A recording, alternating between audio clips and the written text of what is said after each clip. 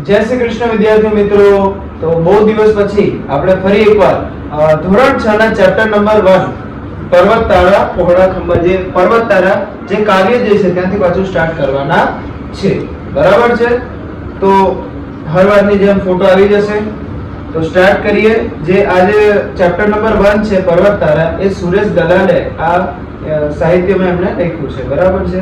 તો એમણે એ લખ્યું છે તેમના વિશે. સુરેશ દલાલનો જન્મ થાણા મુંબઈમાં થયો હતો.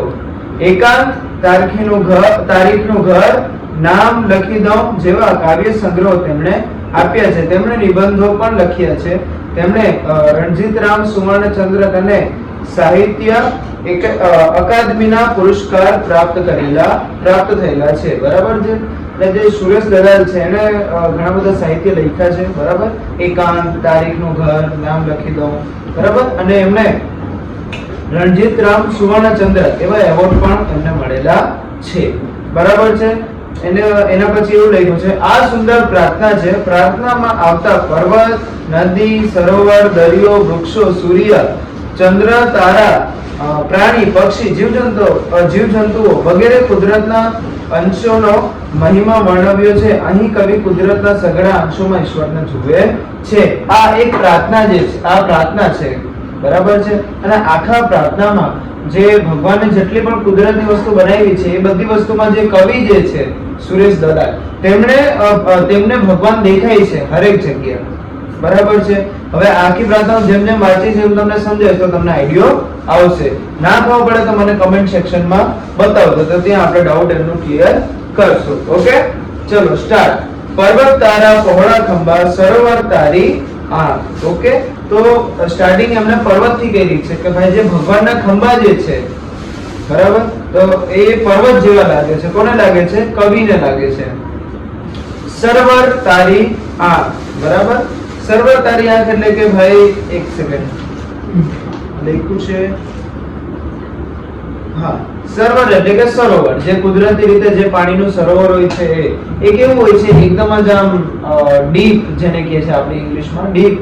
એવી રીતના ભગવાનની આંખ એકદમ એવી ગહેરી એવી જોવા મળે છે, એવી દેખાય છે. કોને દેખાય છે? કવિને. મતલબ કે કવિ જ્યારે પર્વત જોઈ છે ત્યારે એને શું લાગે છે કે આ ભગવાનના ખંભા છે. જ્યારે સરોવરને જોઈ છે ત્યારે શું લાગે છે કે આ ભગવાનની આંખ છે. બરાબર?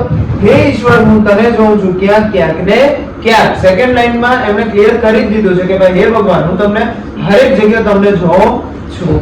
ચલો. દરિયો તારું દિલ વિશાળું, વૃક્ષો તારી બાગ. ઓકે, તો દરિયો તારું દિલ વિશાળું. દરિયો કેવો હોય છે છોકરાઓ? વિશાળ હોય છે, મોટું હોય છે. બરાબર? તો એવી રીતના જે ભગવાનનું જે દિલ છે એ પણ કેવું છે? વિશાળ છે, મોટું છે. એવું કવિને દેખાય છે. વૃક્ષો તારી વાત. વૃક્ષો કેવા હોય છે? એકદમ જ્યાં ઠંડક આપે. અમુક વૃક્ષો કેવા હોય છોકરાઓ કે ભાઈ કડવા પણ હોય પણ આપણા હેલ્થ માટે કેવા હોય? સારા હોય. આપણા જે સ્વાસ્થ્ય માટે કેવા હોય? સારા હોય. અને બીજી રીતના વૃક્ષો બહુ ફાયદાકારક હોય. વૃક્ષો ઠંડક આપે.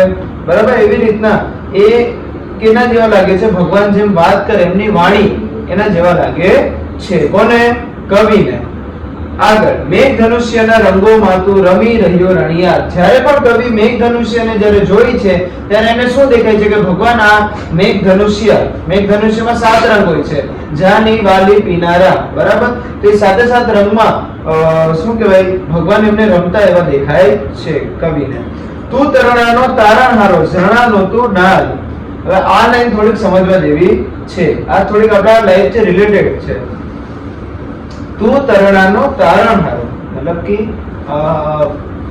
તરણાનો તારણહારો એટલે કે ભાઈ તરણું એટલે શું કે ભાઈ કોઈ નદી છે માની લો અને તમે એમાં હોડી લઈને જાઓ છો, તો તમે શું થયા? તરણા થયા. એનો તારણહારો કોણ છે? ભગવાન છે. મતલબ કે આપણે જે જીવન જીવીએ છીએ, બરાબર, તો એ જે જીવનમાં આપણે જીવન જીવીએ તો આપણું જીવન કોણ ચલાવે છે? બરાબર? તો ભગવાન જે છે, ભગવાન દ્વારા જ આપણે જીવીએ છીએ.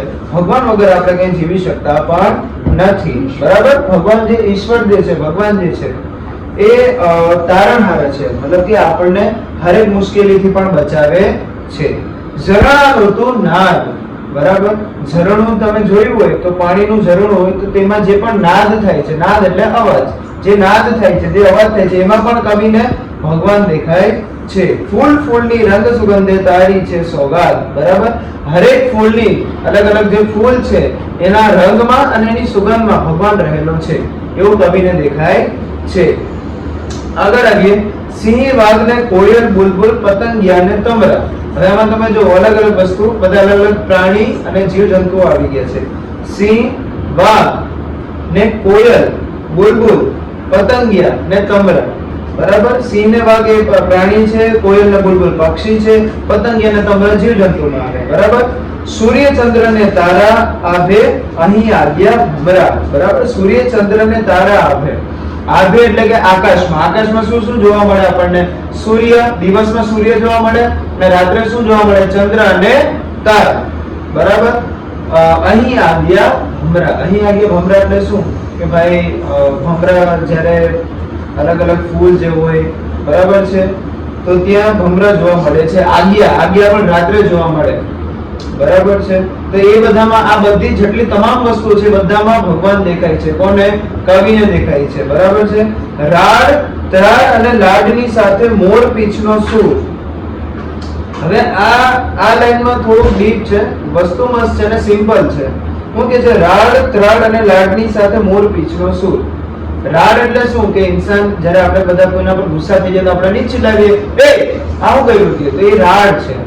બરાબર, રાડ, ત્રાડ ને લાડની સાથે મોર પીછનો સૂર. ત્રાડ એટલે શું કે જેટલા પ્રાણીઓ જે હોય એ એની ગર્જના કરે, જેમ કે સિંહ છે પોતાની ગર્જના કરે તો ત્રાડ થઈ ગયો પ્રકારનો. બરાબર, ને લાડની સાથે મોર પીછનો સૂર.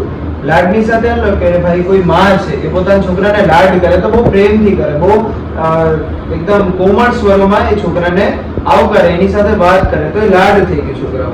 અને મોરપીંછનો સૂર. બરાબર, મોરપીંછનો સૂર એટલે કે ભાઈ જ્યારે મોર જે હોય છે એ ચોમાસામાં એ પોતાની જ્યારે કળા કરે છે તો એ પોતાનો એક સૂર બહાર કાઢે છે, તો એ પણ જોવામાં કેવા છે? ગમે છે. હવે વસ્તુ ચાલે છે, અવાજની જ વાત થાય છે, પણ બધી પોતપોતાની જગ્યા પર અલગ અલગ કામ કરે છે. બરાબર, તો એવી રીતના બધા અવાજમાં પણ કવિને ભગવાન દેખાય છે. સંતા કુકડી રમતો રમતો રહે નજીક ને દૂર. સંતા કુકડી, છોકરો તમને આ શબ્દ નવો લાગતો હશે, પણ સંતા કુકડી બહુ પહેલાથી ચાલે છે અને હમણાં આપણે બધા જેને છુપન છુપાઈ કહીએ છીએ. બરાબર, એને સંતા કુકડી કહેવાય. તો સંતા કુકડી રમતો રમતો રહે નજીક ને દૂર. જે ભગવાન જે છે એમ કહેવા માંગે છે ભાઈ સંતા કુકડી આપણે છુપન છુપાઈ રમીએ તો અચાનક આપણે ગાયબ થઈ જાય, અચાનક આપણે પાછા મળી જાય. તો એવી રીતના શું છે, ભગવાન પણ રહે નજીક ને દૂર.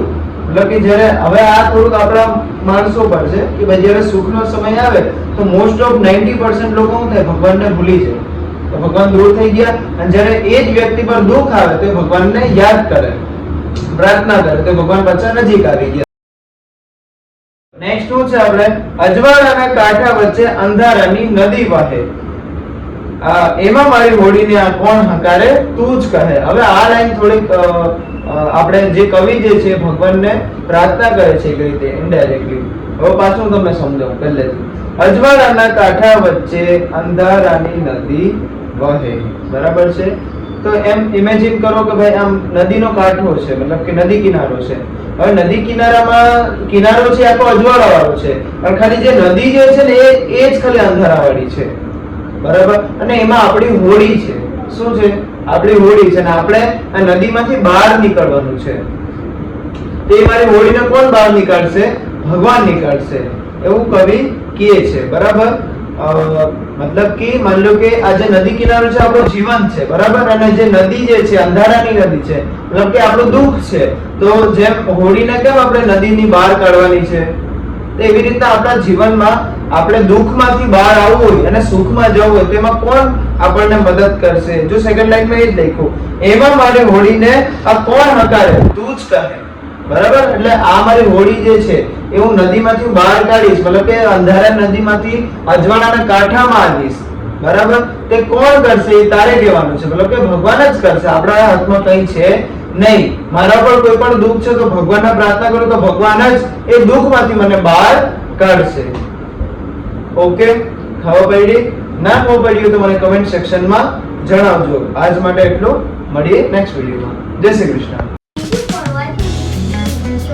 આવા વિડિયો રેગ્યુલર જોવા માટે ચેનલને લાઈક કરો, શેર કરો, સબસ્ક્રાઇબ કરો, કોમેન્ટ કરો અને બેલ આઇકન ભૂલશો નહીં.